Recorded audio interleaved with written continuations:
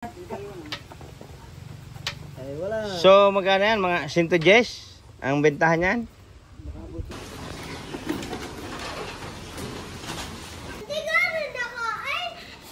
Kain yan. Busog na, busog.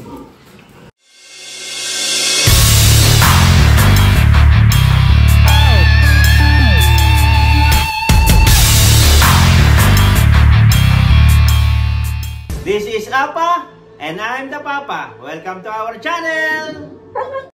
Good morning, good afternoon, good evening all over the world mga paps. So maligaya o masaganang umaga sa ating lahat. So this time, nandito tayo ngayon sa Batangas, Philippines para sa ating farm visit or ating bakasyon. So this time, puntahan natin o ipakita ko sa inyo yung ating munting babuyan. So magsisimula yung ating umaga sa ating pagpasyal. Tingnan natin at ano bang kalagayan ng ating kulungan at mga alagang baboy. Let's go, samahan niyo ako mga paps. Pakita ko sa inyo kung at alamin natin kung ilan yung baboy. Actually hindi ko rin alam. Ito katatapos lang magbenta ng patiner. Ito, ayan yung mga pampatiner. So, ito yung ating unang kulungan. So ayan yung mga bakante. At ito naman yung mga mother pig. Ayan, meron tayong 4 na mother pig. Ayan. At ayan schedule na rin ang panganganak or getting birth. Ayan mga paps. Dito tayo sa unang kulungan. Ayan. Meron siyang 9 piglets. Ayan. Ayun. Ayun. May 9 piglets siya mga paps. Ayan. So that one is almost a month I think. Punta naman tayo sa next piggery natin or yung dito naman tayo sa kabila.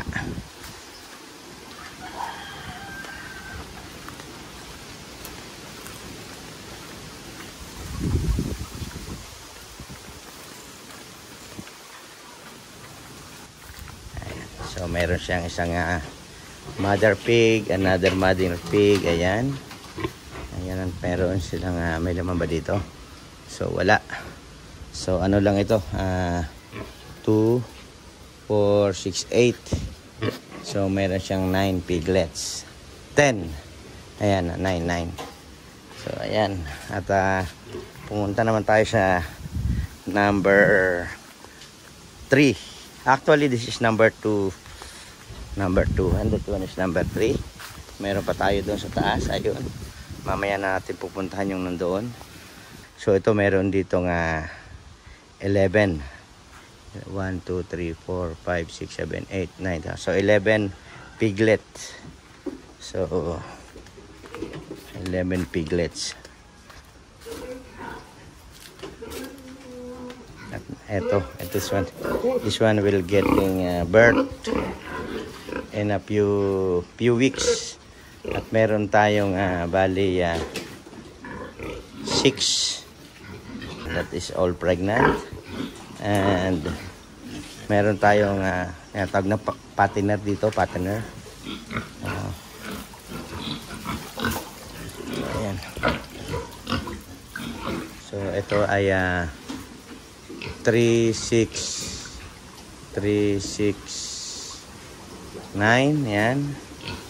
Ayan, meron siyam dito. Ito, ang pang 10. Ayan. So, ito ay bebenta na siya tomorrow or tonight. At meron tayo rito 1, 2, 4, 6, 10. Ayan. So, ano to, pang wari ko prang April. So, ayan. At ang gagawin natin yan mga paps, total nandito na tayo, ay ating itong lilinisin natin at papaliguan at the same time etong mga baboy. Ayan, ito malinis dahil wala namang nakatira rito. So ayan mga paps, pagdating ng araw plano natin ay mapuno itong lugar na ito ng baboy. So kailangan pa natin yan at least siguro mga 10 ganitong kalaki, pero gagawin na natin ay mas mahaba. So starting lang ito this little farm is already started. It started last 2021. A few moments later. So yan mga paps, at napakain na namin yung baboy, hindi na nga lang na-videohan.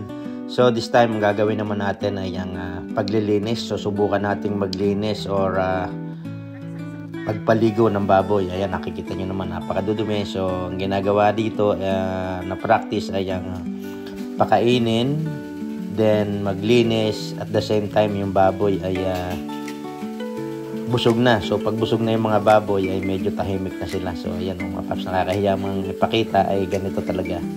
Baboy talaga sila mga paps. So ayan, at maglinis tayo. Let's go, samahan nyo ko. So ayan mga paps, ang una natin gagawin ay isok o palambutin yung mga libag o dumi na nasa kanilang katawan para naman madaling matanggal pag in-spray natin. So ang una natin gagawin mga paps ay dadakutin natin yung mga tae.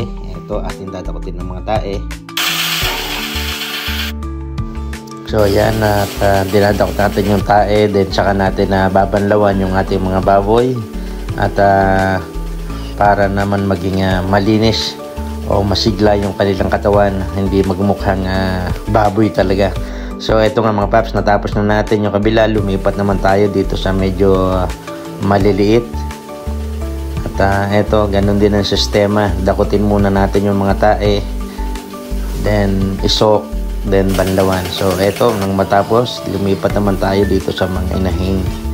Ayan, bali meron tayong 7 inahin at 1 dumalaga. So bali nag-aalaga nga pala nito yung aking mga kapatid at pamangkin. So ito yung practice dito sa munting babuyan. At mamaya lang ay pupunta tayo doon sa kabila. Meron pa tayong 2 kulungan doon na nakita nyo naman. So inunan lang natin to dahil nandito na tayo. At eto, kailangan, sabi ko nga, ugaliin ang kalinisan sa ating mga baboy dahil mahirap na kapag madumi at magkaroon ng mikrobyo, lalo na kapag may maliliit tayo or mga piglets. So kailangan ang paglilinis saan mang lugar, dapat ang kalinisan ay hindi natin pinapabayaan. So ayan mga paps, at ayan, tapos na tayo maglinis sa isang ating kulungan. Ayan siya. Ayan, doon naman daw tayo sa isang yon, sabi ni Boy. Saan tayo? Hindi, wag na yan, at malinis pa yan. Dito tayo sa ating number 4. Ito is number 4 na number 4. So linisin natin tong isa. Dito daw tayo maglinis. Ito. So wala dito. So yan mga paps, mamaya natin ito babalikan dahil wala pa siyang tubig. So hindi na ipunan. At ito, mamaya natin balikan. Punta muna tayo sa isang kulungan. So tandaan mo ha, bukas ang 2 gripo ha. Ha? Oo, babalikan natin yun. Babaha. Mauubos ang tubig. So hindi, buhay yan. Tara. So dito naman tayo sa number 4. So ito yung number 1, number 2, number 3. Dito tayo. Huwag na yan, mamaya na yan. Malinis pa yan. Dito muna tayo sa number 4. Sa number 4. Yan, nalinis na dyan. Ayan, tigkakalhati. Binuhay ko doon, binuhay doon. Buhay diyan, minatulog din eh. Saan? Tingnan natin. At bago patayin.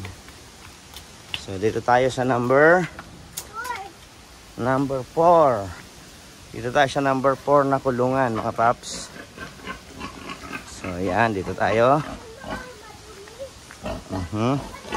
Tingnan mo nga kung may tubig. So yan, madumi yan mga paps. So meron tayo ditong, so hindi natin ito papaliguan, maglamig. So ito yung ating barako, barako or bor. So ito yung ating number 1. Ano ito? Nanganak na to, buntis. So, yan, buntis siya, manganganak siya. Sandali. So, meron pa tayong isang pregnant dito. Ayan, pregnant. At meron tayong 3 mommy pig. Ayan. Ayan, meron tayong 3 mommy pig. Lilinasin natin.